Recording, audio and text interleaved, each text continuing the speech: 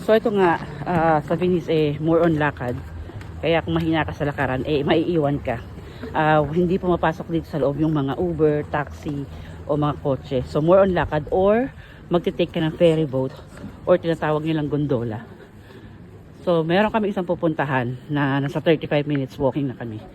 Madalim lang tignan yan pero okay naman siya kasi may mga bar or restaurant na open na ayun yung nagiging silbing ilaw mo.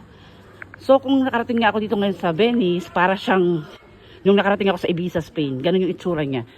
Ano siya, mga lumang building na dikit-dikit, iskinita. So mas maraming iskinita ditong maliliit kumpara na nagpunta kami sa Prague. Dito kasi parang sa bahay ba sa Maynila na marami silang iskinitang maliliit. At ito na, narating na ata namin. Success na ata kami. After 40 minutes of walking, we are finally here, I think. Oh, hindi pa. Ito may restaurant din dyan. So, ganyan nga yan. Hindi pa pala na nga ang ating mga kasama sa paglalakbay.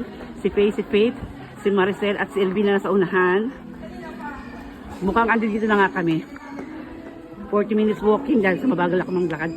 At parang, meron din gantong street sa Prague. Tignan natin kung ito na nga siya. Pero andun dito yung mga tao.